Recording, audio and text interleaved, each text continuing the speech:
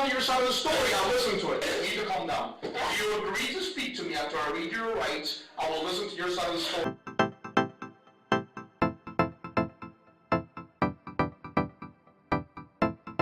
Hi guys, welcome or welcome back. Thank you so much for being here, for all of your support. It's so greatly appreciated. Please like, subscribe, and comment if you haven't yet. It really helps me out, especially because I'm still such a small channel and because YouTube's not really a fan of the true crime community. So that really helps me to get my videos pushed out into the algorithm. With that, I hope everybody's having a great day and that you're all happy and healthy, and let's get started. Jose Amaya Guardado was born in the small country of El Salvador to parents Lucia Guardado and Santos Amaya. He was one of 6 siblings and was described as quiet, peaceful, and shy. He kept to himself and never bothered a soul. In 2006, Lucia and Santos decided to move their family to the United States to escape all the gang violence and crime occurring in El Salvador at the time. Because Jose wanted to become a mechanic, his parents enrolled him in the Homestead Job Corps. Homestead Job Corps Center is a live-in program run by the Department of Labor where at-risk youth learn vocational skills such as welding and auto repair.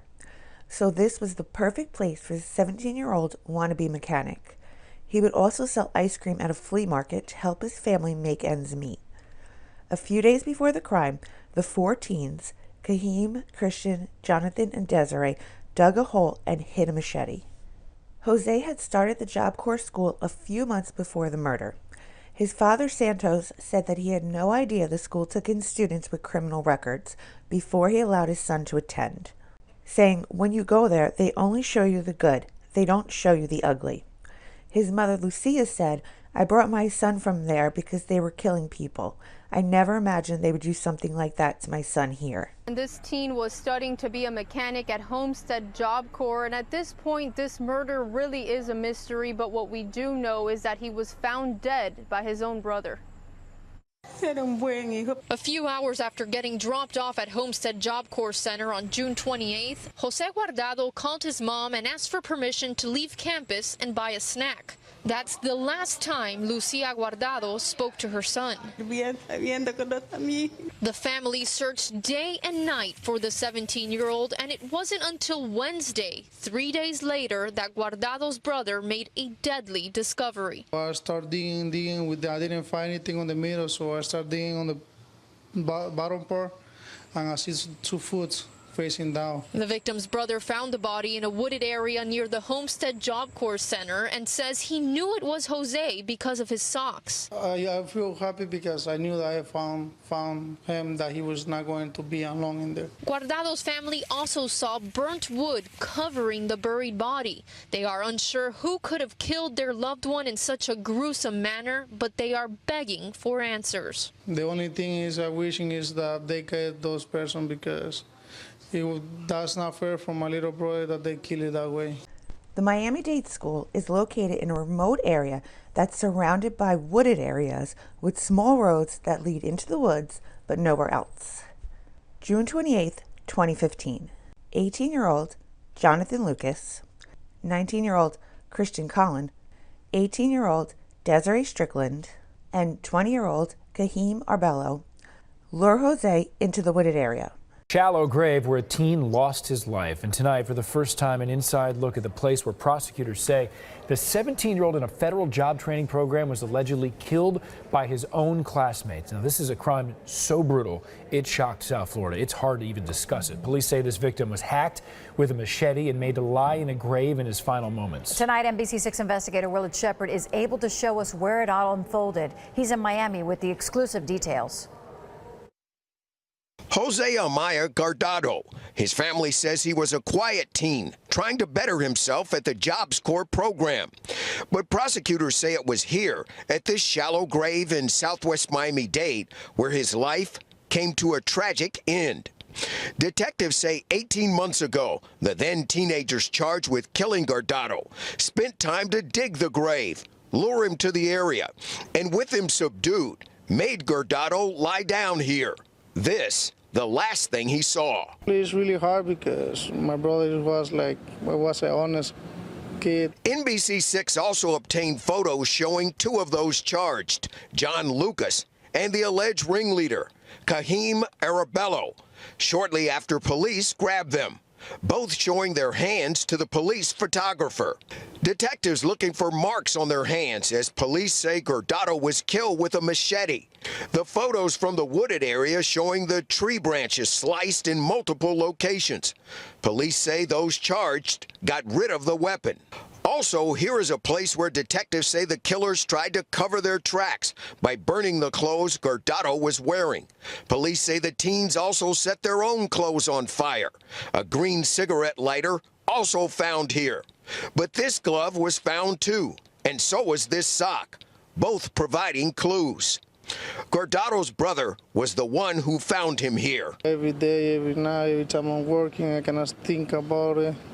Every time I pass by there, I cannot stop looking back where I found him. I always looking back. Police say after the murder, the female charged, Desiree Strickland, had sex with Arabello here in the woods, not far from where Guardado's body was in the shallow grave. All five of those charged have entered not guilty pleas, and their lawyers have gone to great lengths to try to keep the discovery in this particular case secret and not open to the public. Those photos we were able to show you tonight, some of the first that the court has approved to be released. Kahim Arabello was the alleged ringleader and actually the one who dealt the blows while the others watched. He was also Jose's roommate at the Job Corps, and the alleged reason for the attack was because Jose owed him money for some drugs. Kahim was raised by his grandmother since he was a little boy after his mother was murdered.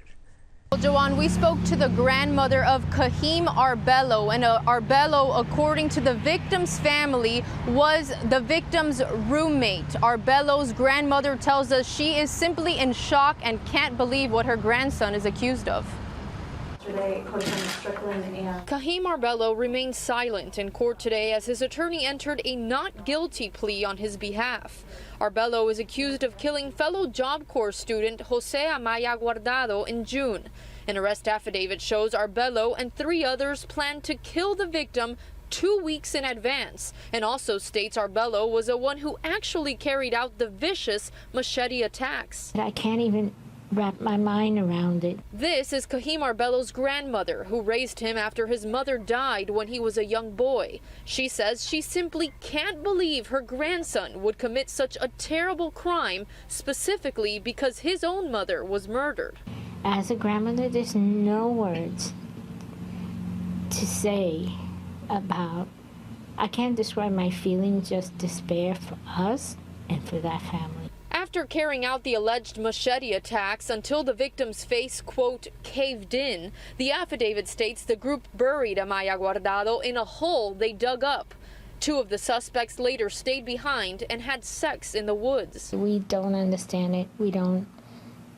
There's no word, like I keep saying, there's no words. Arabello is charged with first-degree murder, conspiracy to commit murder, and 4 counts of tampering with a witness or victim. Christian Colon, Jonathan Lucas, and Desiree Strickland also face murder charges. And today the judge set an October 19th trial date for Arabello. And now, as for the victim's family, I spoke to them last week and they told me at this point they feel consolation but not justice. Kahim stayed behind afterwards with Desiree Strickland, and the 2 had sex in the woods near the body, which is disgusting, despicable, disrespectful on so many levels. Just so many levels. The first 3 suspects to be arrested were 20-year-old Kahim Arabello, 18-year-old Jonathan Lucas, and 19-year-old Christian Colon, followed by Kahim's girlfriend, 18-year-old Desiree Strickland. Well, Rick, Desiree Strickland says she's innocent. She demands that she be released from custody. She even writes an insulting note about police on a table. Now, on this tape, which is part of the evidence in this case, she is very animated.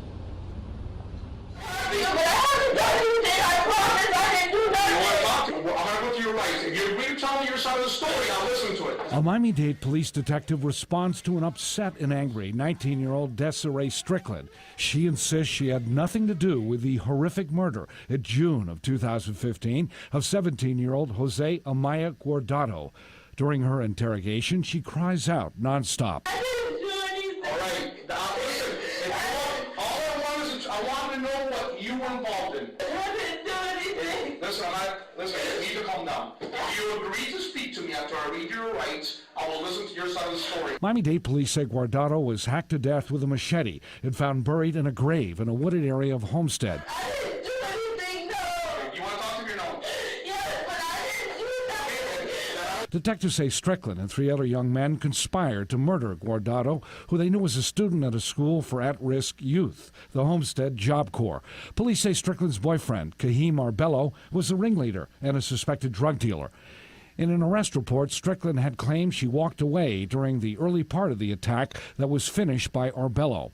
Miami-Dade Police Detective Juan Segovia tries to reason with Strickland. You want to talk to me or no? I want to talk to my dad. Segovia tells her she pushed him while they were walking to the interrogation. I didn't put my hands on you. You touched me. She has another concern. You're going to sit me in a hot patrol car until I die. You're not going to die. I have asthma. You're not going to die, okay? If you don't behave in here in the air-conditioned room, okay? After Segovia leaves, you see Strickland trying to break free of her handcuffs.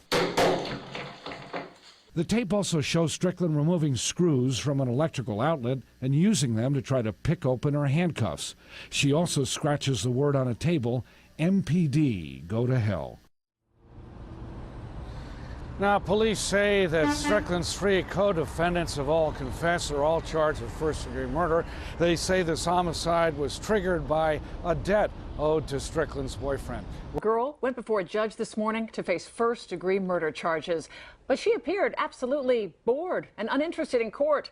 She's one of 4 young people accused in the brutal murder of a Homestead teenager. And Local 10 News reporter Leanne Morejon spoke with that victim's family. Leanne. Yeah, Laura, I spoke to the victim's brother. More about that in just a second. But back to that 18-year-old girl, the lone female charged with this case. She appeared before a judge this morning. This is video from that court appearance. 18-year-old Desiree Strickland. As you mentioned, she seemed bored with the process. She's charged with first-degree murder and will be held without bond for that. She's also charged with battery on a law enforcement officer, resisting arrest, violence, criminal mischief. That is because apparently after she was taken into custody, she fought with officers, trashed the interrogation room, even used a screw from an electrical outlet to try and open her handcuffs. The judge ruled $2,100 on those charges, though. She's not getting out of jail anytime soon. Now, this is the victim here, 17-year-old Jose Amaya. He was born in El Salvador, was a student at Homestead Job Corps. He sold ice cream at the nearby flea market just to help the family make ends meet. He went missing back in June after being left at school. His brother, who we spoke to tonight, says the family went on an all-out search, and 3 days later, he is the one who found his brother's body. I found his 2 foot facing down to the ground with his socks. I recognize him by the socks that he has. It's the same that he has at the house. That's when we knew that he was actually him. Strickland is charged along with 3 other men. You see them right there, those young men, all accused of participating in the attack. It was a premeditated murder, according to investigators. They say that Amaya was hacked with a machete and buried in a shallow grave just behind that Homestead school. We know that all of them are being held without bond tonight, and we do understand that a 5th person may be facing charges in connection with this heinous murder. Reporting live in Southwest Miami-Dade, Leanne Morejon, Local 10 News. Lucia Guardado thanking God her son's accused killers are now in jail. There's a charge of first-degree murder. 18-year-old Desiree Strickland, the latest arrest. She and 3 others. Murder with a deadly weapon. 20-year-old Kahim Arbello, 18-year-old Jonathan Lucas, and 19-year-old Christian Colon, all charged with murder. Steps away from where the victim's family discovered the gruesome scene 3 days after he went missing. Police say the attack happened Sunday, June 28th. According to the police report, the teen was lured into a wooded area near the school where the killers had already dug a grave and had a machete waiting. Police say the 3 men have confessed, giving graphic details. Arbello allegedly swinging the machete as the others watched. The report states as the victim laid on the ground dying, he was ordered to lay in the grave. The body burned and buried. Then, according to the police report, Arbello and Strickland had sex in the woods before heading back to campus. Board finds probable cause, sets no bond on that one. 4 people now in jail and the family of a murdered teen praying for justice. Santos Guardado asking only that the people responsible for taking the life of his son pay for what they've done. The final suspect arrested was 23-year-old Joseph Michael Cabrera. And since he had very little involvement compared to the others, prosecutors actually offered him a plea deal for as little as 10 years in prison in exchange for testifying against the others.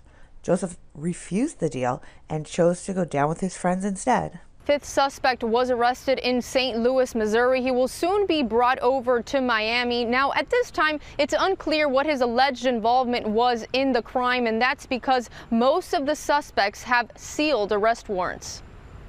A family continues to mourn the loss of their loved one, who, according to police reports, suffered a brutal, premeditated death. Now, police say a 5th suspect, Joseph Cabrera, will be joining these 4 behind bars in Miami. I feel happy because we wanted that they have to arrest everybody because we don't want no those criminals to stay on the street. This afternoon, Job Corps announced classes at the Homestead campus are suspended indefinitely. The statement says in part, this pause in operations will provide additional time for Job Corps to complete its review of safety and security at the Homestead Center and to consider actions to further strengthen oversight and accountability of Job Corps contractors. Every time I pass by there, I cannot stop looking back. And now they're looking forward, hiring an attorney to help determine whether they should take legal action against the school or anyone involved. I don't want them to be on the street and doing annoying things. Looking down and clutching his face, Christian Colon claims he's insane. We believe that Mr. Colon is suffering from psychosis, and we believe that he is not competent at this time to stand trial. Indicated that he doesn't get sleep, no more than 3 hours, I believe he said, because of the voices. Colon's mental state has been in question since his arrest. Quote, I wouldn't act like myself on Flocka. He told detectives his repeated drug abuse led him to have psychotic episodes. At a couple points during the interview, he would say things like shut up or stop talking, as though they were happening during the interview. The judge ruled that Colon is not mentally incompetent and he will stand trial. So now Colon sits in jail waiting for his trial, which according to attorneys could start in 2 years, and he could get the death penalty if convicted. In 2017, a judge shut down all media attention in this trial for fear that because it was such a huge trial and brutal murder, publicity of the case might jeopardize the right to fair and impartial jury. Counsel for the Florida press, Samuel Morey, says, quote, barring the press and public and holding the secret pretrial hearings is a big deal under Florida law and hardly ever done, especially in high-profile criminal trials like this one. So all we could do at this point is hope that Jose Guardado gets the justice that he deserves. The suspects were all charged with first-degree murder, with Karheem Abello being the only one still eligible for the death penalty. It's a horrifying case. Students accused of hacking another teen with a machete and burying his body in a shallow grave. Today, we're learning the state of Florida will not pursue the death penalty for 4 of the 5 defendants. NBC 6 reporter Claudia DeCampo explains why. The state is announcing that it is waiving the death penalty. Prosecutors today waived the possibility of the death penalty if convicted for 4 out of the 5 suspects in the brutal death of 17-year-old Jose Guardado. Based on these children's ages, I think that they did exactly the right thing in this matter. On July 1st, 2015, Guardado's family found his mutilated body in the woods. He had been missing for a few days. The crime scene was near the Homestead Job Corps school he attended. Fellow students Christian Colon, Desiree Strickland, Jonathan Lucas, Joseph Cabrera, and Karheem Arbello all confessed their involvement in the murder. They allegedly planned on killing Guardado for a couple of weeks before they decided to go through with it. They're all very young and mature. It's a very unusual case. The evidence is questionable as to Ms. Strickland, and with the changing landscape of the death penalty here in Florida, and it's changing all the time now. But the death penalty still stands for Karheem Arbello.